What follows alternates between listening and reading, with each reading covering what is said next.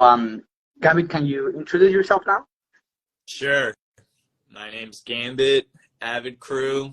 I've also been dancing probably around the same year as you, 2009. Shout out to Arias who just joined the chat. He's another great U.S. Electro dancer, and shout out to all the dancers in the chat. But yeah, I was a little bit older than you. I was about 19 when I started dancing. And it's because I saw that one famous Tectonic video on YouTube with Trixie and a couple other guys. You know, that video. And I sort of thought it was just a joke at first. You know, I was just like, oh, it's kind of, I'll dance like this as a joke, you know, to be funny. Yeah. But then a year later, randomly, I saw another YouTube video for it was Trixie and Spoke, and they were promoting a Vertifight in France. And like by that time, the dance had developed a little bit, and they were both expressing their own styles, stilo. They both had stilo. And I was like, oh, this is actually kind of cool. This is a way to express yourself, you know. And I also really liked the competition, the competitive aspect of the dancing. So then I you know, there were no other dancers that I knew. I was sort of just dancing by myself. But I was going to school at the time, and there were break dancers. I don't know how to say that in Spanish. B-boys. And they were very nice and welcoming to me. And I battled one of them. It was during the last day of classes, and everybody was drunk. Okay. That was like at our school. Everybody got really drunk, and we battled at the school building. And Gambit, if you know Gambit from X-Men, he makes the cards explode. Yeah. So at the end of that battle, I took a deck of cards and threw it up in the air and punched it, and they all went everywhere, and it got a really good bad reaction. You already have your nickname though? Yeah, by that time. And that's another thing too. I can just start talking about that if that's okay. Yeah, sure. Yeah, so like because I was dancing by myself, essentially, I had a few friends who, you know, we would all smoke and then dance, like rave together, you know, and like but I didn't really, I wasn't part of a community, you know. It was just a small group of friends. And so I came up with my first name, which was like Swank. Swank? It's Swank. Yeah. And I don't know where I got that from, but I ended up, for some reason, I changed it to Gambit. And I remember some of the B-boys, they were like, you know, somebody should give you your nickname. You know, like it should be something that's given to you, not something you come up with. But for me, just because I was dancing by myself, you know, there was nobody to give me a nickname, so I sort of had to come up with one of my own. And I picked Gambit, I think partly because you know, like I watched the X-Men cartoon show when I was growing up. You know, yeah. And Gambit was just he was always very smooth, you know. He was like he was like the coolest of the bunch. He wasn't a nerd like Cyclops or anything like that. Yeah. But so I think that's why I picked it. But yeah. And thanks again for doing this interview. This is really cool. Yeah. Actually, I mean, I find it kind of funny. Just the last Electro Dance Camp, I had the chance to spoke to Skips, and I was just telling him about this feeling I have since I started, because when I started, there was a lot of community back in Nayarit, but actually we used to dance just besides the B-boys as well. So we used to battle against them as well, and it's funny because it kind of happened, I guess, all over the world, like a style battle kind of. Of course, always the b-boys are gonna look like more awesome than us, right? But I found it like even though this dance started in France, we were like synchronized with a lot of movements, and even though like b-boys, they had this culture before us. When we started dancing, we like kind of merged with their own essence, kind of battling and having crews, and I mean it was pretty much the same. So I told Skips that I thought that Electro, even though it was like a clubbing kind of dance, at the end it was a hip hop movement as well. It's like a new hip hop movement, just like trap is a new rap kind of. So he of course kind of defended that Electro is not a hip hop because it started in France and hip hop is American. But I'm like, yeah, but it's like from minorities kind of, you know. So it's I think we have a long way of histories that we actually grew up with the hip hop culture, and we developed our histories of dancers just like that. I want to ask you this. You were 19 when you started dancing Electro.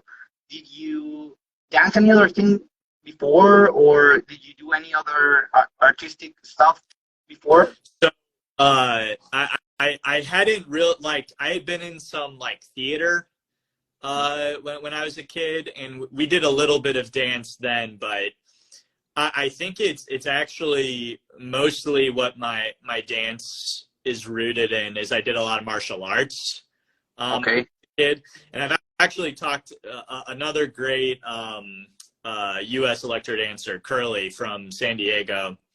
I think he's known in Tijuana, but he also did martial arts growing up, and so I think that's a common. It's at least not uncommon, you know, as like a foundation for like understanding how to control your body. But I mean, I've always loved music, you know. Growing up, I did piano, and then I played bass guitar, you know, when I was a teenager. So you know, music's always been a really important part of my life, and dancing was like an easy way to you know, like to express my love for music. You always try to like expand yourself, because you told me on writing about that you traveled to like compete in all styles event. So you have tried to. Yeah, and that was thanks to the B-boys again. They were going to. So I'm from like Southeast Virginia on the coast. Okay. And Richmond is it's the capital of Virginia. It's sort of in the center of Virginia. Okay. So we all did a road trip.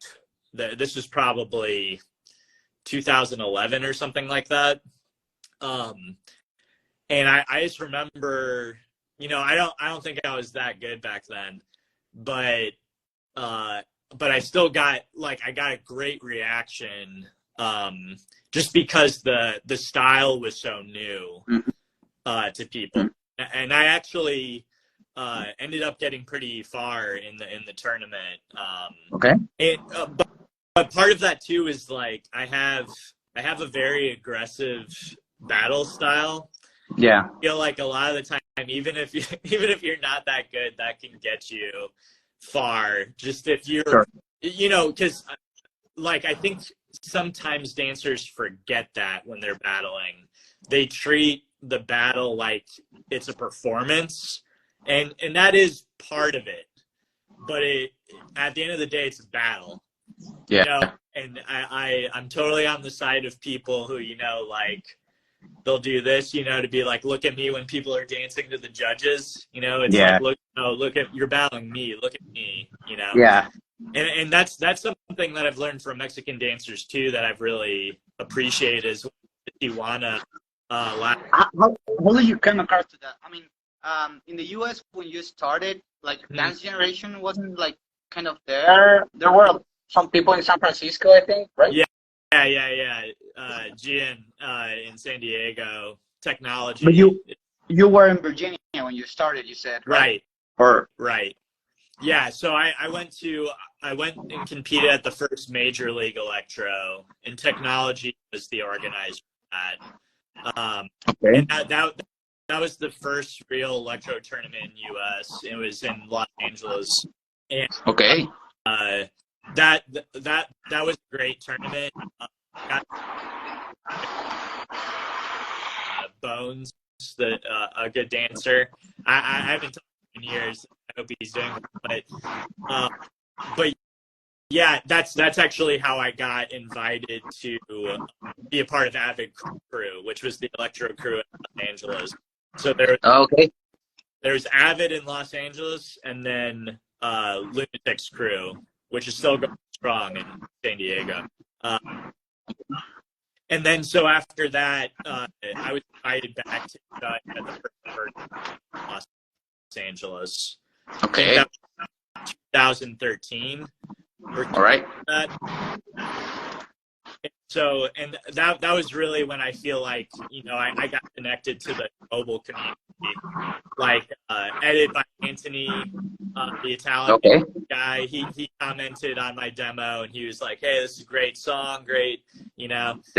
Yeah, and then I remember I think I sent my demo to Dano Tech. Okay. Dano Tech back in the day. Because he had a great influence on my style. And I remember he was like, good, but you need to train a little bit more. And I was like, okay. Yeah. And then, after that, I kept dancing, and I eventually moved to Texas, and then there's a great Electro scene in Brownsville, and Matamoros across the border. And I went to a tournament there. I think that was 2014 or sometime around there. But so yeah, almost 10 years ago now, which is crazy. Or maybe it was 2016. I don't remember, but that's good. That's when I battled Tommy Traz for the first time. Okay. But I met all of them, and they were really great. And so I stopped dancing for a few years, for complicated reasons, but basically I got back into it a couple of years ago.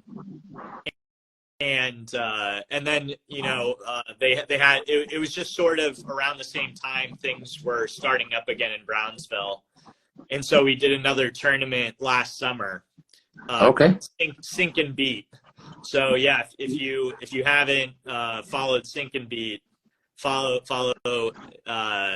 I'll send it. Actually, yeah, I can send it in the chat right now. So it's based on Brownsville though. Sync and Beat. So it was, but actually, Joey Acuna, who's a great dancer, he moved to Austin, which is where I was living. So we got to dance together and train a lot together over the past year, but then I moved back to Virginia. But we are planning right now a big event in Austin. And it's going to be It's going to be December of this year.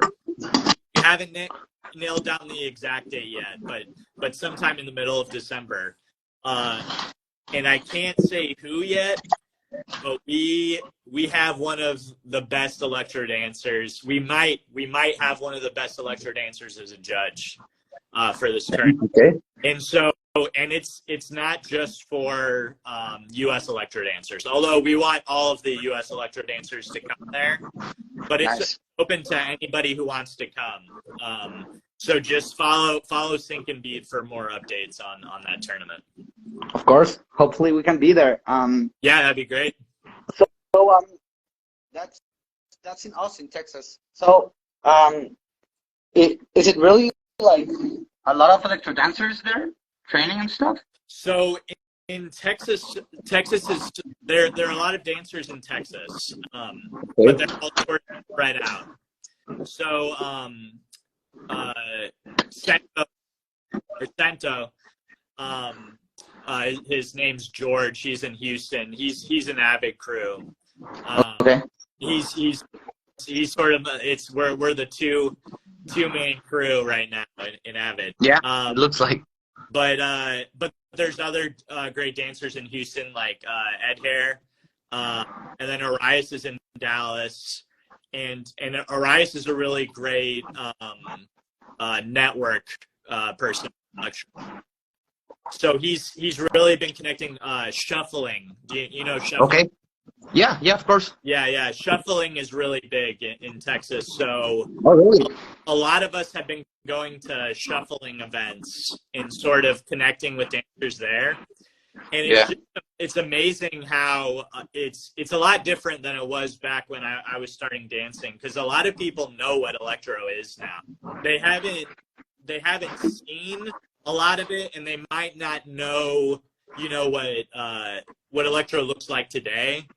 Yeah. But they at least know the basic idea of electro. Yeah. It's funny now that I'm doing this like archive. I can see like of course the top electros are people that have been dancing for a really long time, and we of course understand that electro had this weird beginning with tectonic, but there's these new generations of people that are really dancing really good. Yeah. Starting to dance from academies that they danced I don't know, walking, locking, bow, whatever, and they started dancing electro, and they don't even know what tectonic is. And I think they are really I mean, here in Mexico, I live in Guadalajara, where open is and stuff.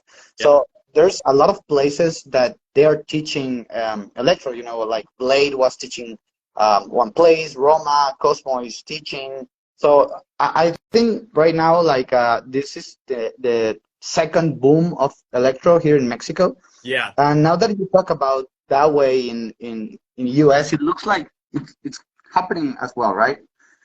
Right. It says university for 9 years. Yeah. And then Yeah. Sorry, Arias, I should have said that. He is from New York originally, and he actually organized a Vertified in New York way back in the day. I also competed in and got to the finals with another great woman electro dancer from Virginia called Electro Wave. Okay. I'm not sure if she dances anymore, but she was really good back in the day. But going off what you were just saying, I think the new generation, it's super important, because if younger people aren't doing electro dance, then it's going to die. Yeah. That's just like reality, know. And I don't think people think that that's a possibility, but if we don't keep it alive, like who else is going to keep it alive? Like as the older generation, we have sort of a responsibility to teach, like you were talking about. But I do think I do want to say something on this, because I think about this a lot, which is back to what you were saying about hip hop, because I agree with you that I see what Skips is saying, that electro isn't necessarily under the same, doesn't have the same history as hip hop, but I do think it has the spirit of hip hop, in that the spirit of hip hop was always about rebellion and like going against old stuff and creating new things. Totally. And I feel like with electro, sort of something that I'm seeing happening right now is that there's a tendency to only dance this one particular style of electro, that it's becoming like, like you'll see these tutorials on Instagram or whatever, which are like, like butterfly, and like breaking it down to all of these moves. Yeah. Which I see the benefit of that.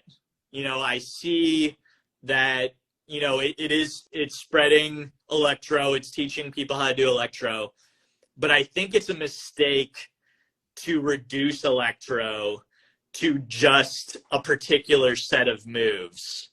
Yeah. In my opinion, electro dance is dancing to electro music.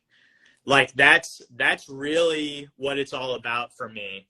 Because I think like if you're saying like, oh, you can only dance to electro this way, that's not good for our community. Because like if electro is going to stay alive, it has to change. Because everything is changing.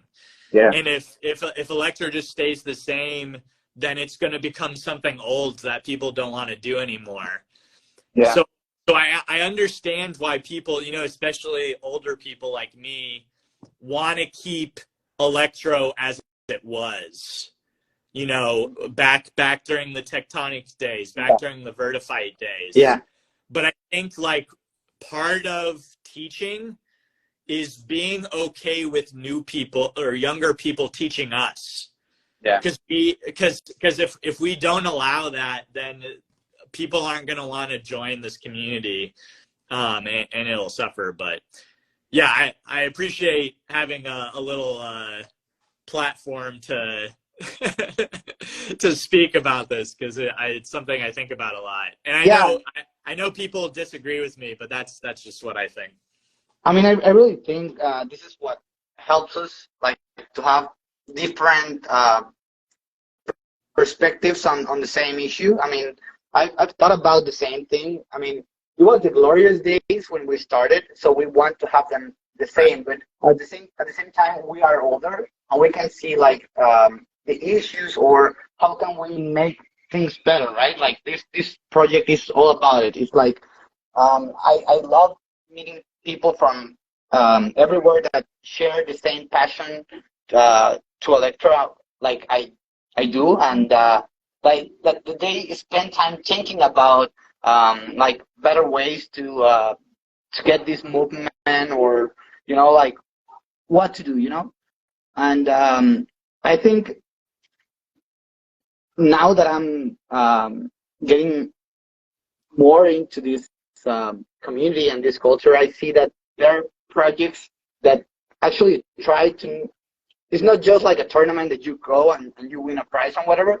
The thing that you were telling me about in the writing, about the analytics you did on your event, I think. The rankings. Yes.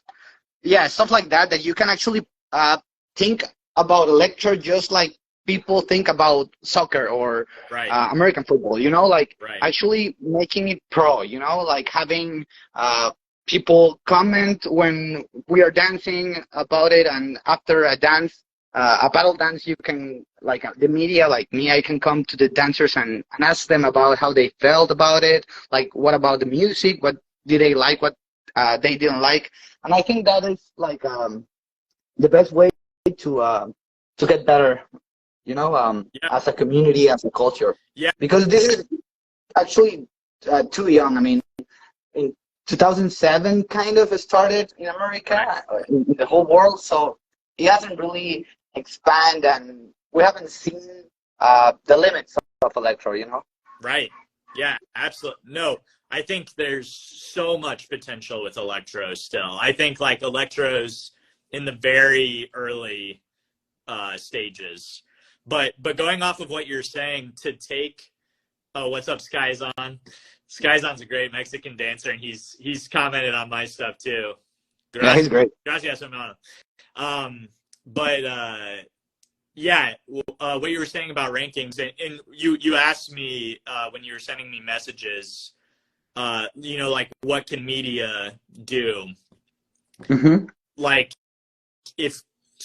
I did a project where I went, I think it was for 2022, that I went to all French tournaments that were posted on YouTube, and I like marked down who won for each battle, not just the tournament, for each battle. And so and then I was able to calculate, you know, who was the best overall, and I think it was Goku. I think Goku did the best. I don't think Goku lost a battle that he went 2022. Crazy. But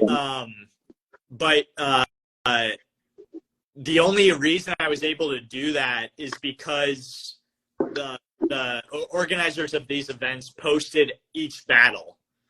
Because if, like, I people, after I posted that, I got a bunch of messages from people saying, please do it for Mexico. You know, do the rankings for Mexico. And I really wanted to do that. And I messaged a couple of dancers like Roma and Buzz. And they were all very helpful.